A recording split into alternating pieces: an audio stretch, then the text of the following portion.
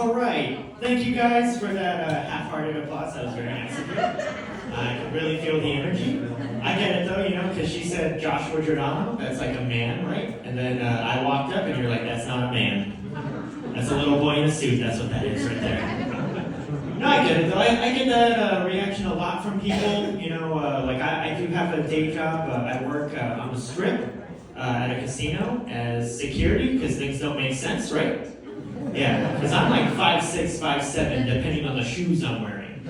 So just imagine me going up to a guy who's had too much to drink. He's over 6 feet tall, and I'm just like, sir, it's time for you to go. And he looks down at me and he's like, no. And I have to turn back to that pit boss, and I'm just like, so he's a VIP. We're going to go ahead and let him stay. He's good now. It's a very weird job. I deal with a lot of things you guys don't deal with in your normal jobs, right? Like, I deal with the homeless a lot. They're always trying to come inside like they're people. It's disgusting, right? But, like, people, they're always like, they're always trying to come inside. And the other day on that work, right, I see this guy. He's walking up to the doors, no shoes on, kind of a dead giveaway, right?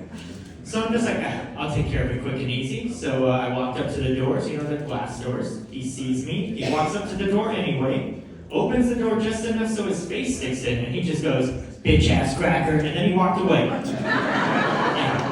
That was at 7 in the morning, and he was white himself.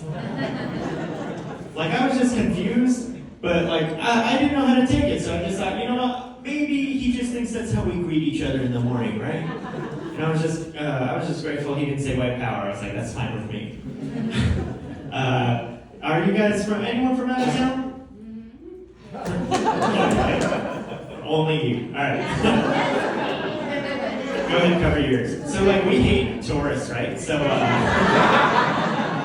I gotta deal with tourists all the time. They're always complaining about something, right? Like, during the summer, I always have to deal with them. They're like, oh, how hot is it outside for real? Like, my phone says it's 115. How hot is that, though? And I'm just like, how hot is that?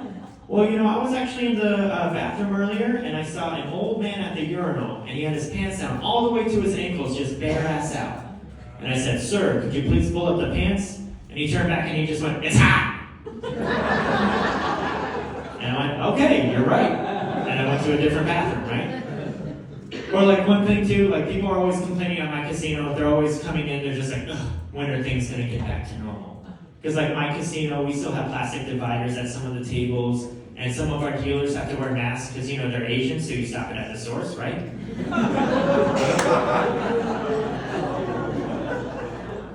But they're like, when's it gonna get back to normal? And I have to tell them, I'm like, it's never getting back to normal. You know how I know that? I know that because of how many people bring their goddamn dog with them to the casino now. Yeah, I have never once been on a cocaine vendor and thought to myself, who would really enjoy being here? Sniffles, I think he would like it here. And I'm like so jaded, people will call me up to the rooms and they're just like, I don't know what's wrong with my puppy, she's running around a lot, acting real crazy and wild. And I just stand there at the door, arms folded, just so the dog got into your cocaine. These stores are like, it's not my cocaine. I'm pretty sure housekeeping left the cocaine in the room.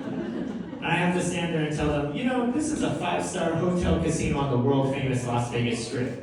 Housekeeping is more likely going to steal a pump of cocaine than leave one. What are you, out of your mind?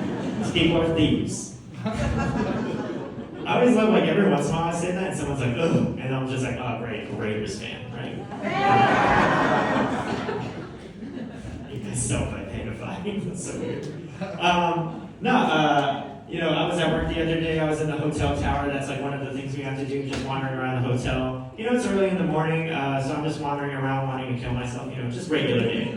I see this little old Asian lady, she's struggling to get her bags in the room. And this bellman I know, it's this black kid named Ron, he's walking away, and I was kind of confused, because I'm like, bellmen always try to help everyone out, because that's how they make money, right, with the tips. So I was like, whatever, I'll help her out. And I was like, hey ma'am, you need some help? And she goes, oh yes, come help. I'm like, all right, get the bags in the room. Once we're inside the room, she gives me a $50 tip, and I'm like, oh, cool. And she goes, oh, thank you. I didn't want to let one of them inside the room, And I was like, oh. Because that's so awful and racist, right?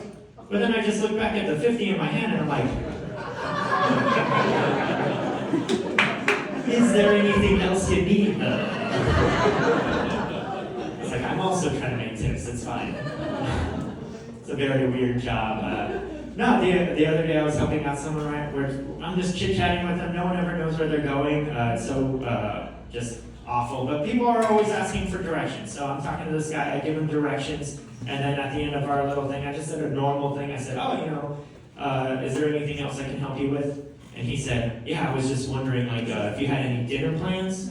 And I was like, ooh. It's like, I'm not gay, but I've seen myself in the mirror before, right? That's not funny, whatever. She was too into that. But I'm like, whatever. I'm at work, I'll be professional. So I said to him, thank you, I'm flattered, but I am actually married. And he said, well, he must be a lucky man then. Yeah. Because apparently the idea I could be straight is utter insanity? Like, it still bothers me. Like, he didn't look at me and think, like, maybe this guy's still in the closet, ashamed of himself. He was like, this dude, he's, like, loud and proud, right? Like, the only thing I can give him is I have been mistaken for a dyke a couple times in my life. But in my defense, that's like a masculine lesbian, right? But I'm, like, mad, right? My manhood's on the line, so I, like, squared up at him, and I looked him right in his eyes, and I said, you know what, sir? He is a lucky man, and I walked away. Because, like, no matter what, I was just like, in that moment, I was like, I don't know him, but I know myself, right? Like, the last time I got in a fight, it was over karaoke. Because people don't realize that when I'm drunk, Backstreet Boys are only for me. It's not for you. I want it that way or whatever, right? People are always surprised to find out I was in the Army, right? That was something I did after high school. Cool little dumb thing I did. People are always surprised. They're like, really? You were in the Army? And I'm just like, well, yeah, they have an IT division. My parents didn't want me to join the Army. They were very against it. People always think that's because they're like hippies or something, and I'm like, no, they were just Marines. So they were like, why would you downgrade yourself, right? But when I joined, they were trying to get me ready for my basic training. They're like, you have to get ready. They're going to yell at you all the time. They're going to say whatever they have to bring you down. And I remember I just kept thinking, I was like, oh, I really hope they don't say like racist stuff to me, because I know my name sounds like a pizza, but I'm actually half Asian. So I go to my basic training. It's in Fort Knox, Kentucky. It's all male basic training, right? When you get there, they do this thing. It's called a shark attack, right? So when you get off the bus, they just yell at you, scream at you, just say horrible things to you, right? Right off the bus. So I get off the bus, and the first thing the drill sergeant said when he saw me, he was like, hey, get moving, queer! And I was like, oh, I don't think I have to worry about racism while I'm here. Clearly, they've tagged me with something else. I went to Afghanistan in 2011. Anyone else ever been there? Yeah. Thank you. I would say for the rest of you, I wouldn't visit. It's a terrible place. It smells real bad. But I had to go there, right?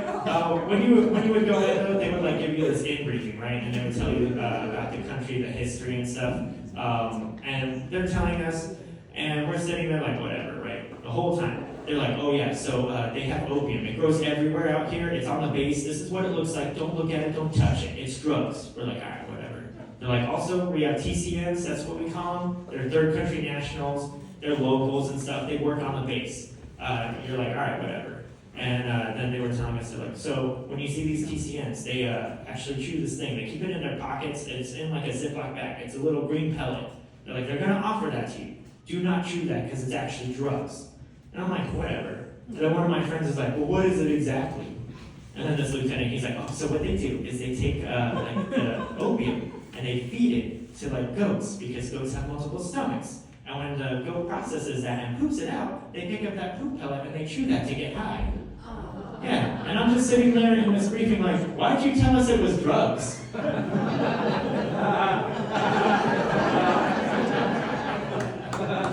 Like, I would have opened with its poop. It was also weird, like, so they did, like, random jobs, right? They would do trash. Like, one of the jobs that they actually had a little barber shop that they ran, and it was, like, $5. And I was like, cool. I'm like, it's cheap. But I also didn't like using it because, like, it's a little customary thing they do out there. They would give you, like, a head massage afterwards. And I'm, like, kind of weird. I don't like being touched. I'm just like, ugh, I don't really want to do that. So I'm like talking to my friends, I'm like, how do I get out of the head massage without having the awkwardness of saying I don't want the massage? And then one of my friends was like, oh, I got an idea. What you do is when they finish the haircut, you just stand right up, and then it's over, right? And I'm like, oh, perfect.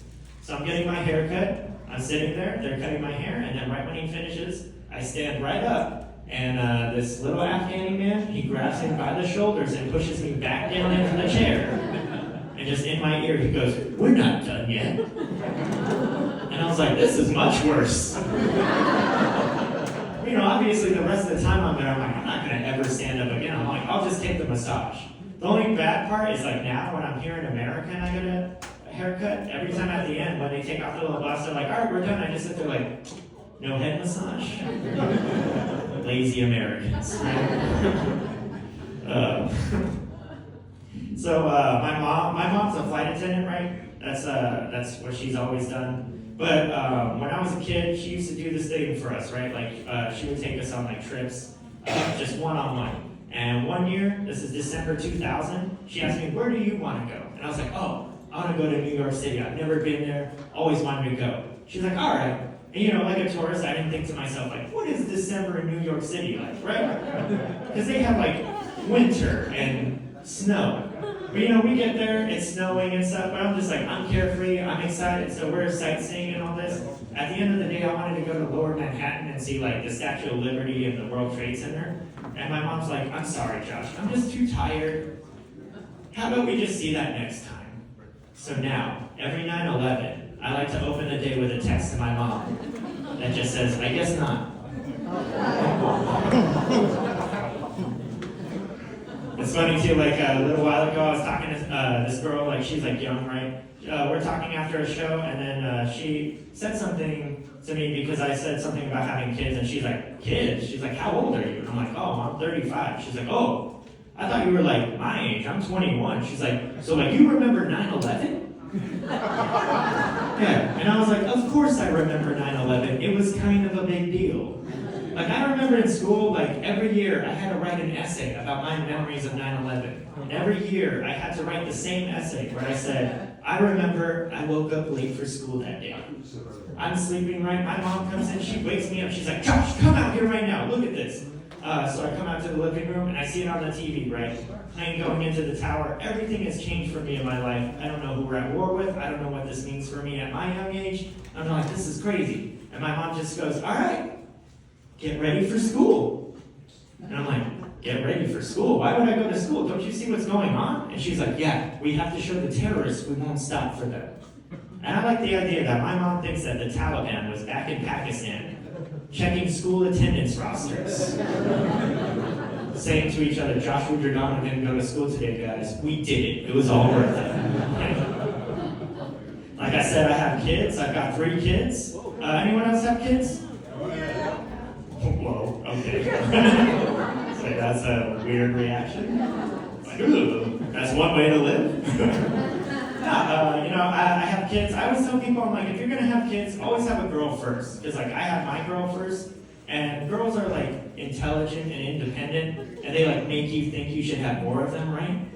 Yeah, because my sons are not like that. Yeah, like my son, I found cheese in his nose today. We don't have cheese in the house, so I don't know where he got it from. Or like potty training, right? Like potty training is like real difficult. You know, you're trying to teach a kid something completely different. You're like, you don't pee or poop your pants no more. You do it on the toilet. And we were struggling with my daughter, and then I read this thing online, so I was like, let's try this. So I bought her some underwear and I put them on her, and I was like, look, you don't pee or poop your pants no more. That's it. And she went, got it. You know, like an intelligent little girl. My son literally gives no shit. That boy will poop his pants and then sit next to me on the couch like nothing happened. I'm just sitting there like, what's that smell? I look over at him, he's already looking at me. He's like, it's me. Clean me up, bro. But like, we have to do this thing, right? When we go to Target, like we were over at Target the other day, we're walking in, and I had to stop and say to my son, I'm like, do you have to go pee-pee right now? And he looked up, he went, nah. You know the way a liar does, right? I was just like, you know what, I don't believe you. And Target has a bathroom in like the front of the store, so I'm like, we're not coming back when you have to go. We'll go now. Immediately he's whining, he's crying, I'm dragging him, I sit him down, he's still crying at me, going, no, no, pee-pee, no! And I got mad in my dad mode, and I said, hey, you don't make decisions, I do. So you're not getting up from the toilet till you go, so you better just go. And he looked at me. Then he looked over at the door to the bathroom, and he just went, help, help! And that's when I realized he's smarter than me. Because as much as I want him to use that toilet like a person, I also don't want to be a registered sex offender, so touche. Potty training's over now, right? Like I said, I have a daughter. When you have kids, like there's a lot of little decisions you make. They don't make sense to other people, but they're for you, right? Like one thing I said to everyone, like, I don't want baby dolls in the house. I don't like them. They're weird. They're kind of creepy. Pushes motherhood on my daughter at a young age. So I'm like, I don't want these in the house. Everybody was like, all right, we respect you, except for my sister. So one day I come home from work and I see my sister bought my daughter a little baby doll. I see her playing with this thing. And I'm like, I'm not a monster. I'm not gonna throw it away in front of her like, that's right, that's where babies go, the trash. We're pro-choice in this household. So I see her playing and I'm just like, whatever, I'll play along. And I was like, what's your baby's name? And she goes, this isn't my baby. You see, her mother died. And I'm just taking care of her now. And I had two thoughts as a parent. On one side, I was like, oh, that's very creative for 5. But in the back of my head, I was like, I'm locking the goddamn door tonight, right? Because that feels like one of those things you're going to hear me say on one of those like Netflix murder documentaries later in life, right? Like they always tell those stories where they're just like, yeah, I mean, it didn't seem weird at the time. Feels like one of those. I'm not a great driver, if you can't tell by everything about me. A little while ago, I couldn't get my car to start, so I did the only thing I could think of. I called my buddy Mendoza, because he's both a man and he's Mexican, so it's like in his blood, right? So I call him, I'm like, hey man, can you come help me out? And he's like, yeah, you are across town though, it's gonna take me a minute if you don't mind waiting. I'm like, yeah, that's fine. So I'm waiting in this Target parking lot, and then all of a sudden this guy stops and he's like, hey, you need some help? And I just looked up, I was like, oh, thank you, God. Because like if my buddy doesn't have to know that I don't know about cars, this is better, right? So he gets out and we go over to the front trunk of the car, right, with the engine and stuff. And this guy, he says to me, he's like, you know what, it can't be your battery, because like your lights are still turning on. And I'm like, I was thinking the same thing, man. Honestly, I was like, I don't even know what kind of batteries this car takes, like AA or whatever, right? But he's like, you know what, I've got an idea, I'm gonna get in the driver's seat if you don't mind. I was like, oh yeah. I'm like, that's fine. Yeah, you're clearly ahead of me. He sits down, immediately looks annoyed, and my heart drops because I'm like, oh no, it's something easy. And he sticks his head out of the car and he's like, hey, you do realize you can't start your car and drive, right? Yeah, but he said it to me like I was an idiot. So I said, of course I know that. And he goes, then why are you wasting my goddamn time right now? Full disclosure, I'm not quick on my feet, so I just said the first thing I could think of. I was like, well, I was just wondering, man, if you had like dinner plans or something.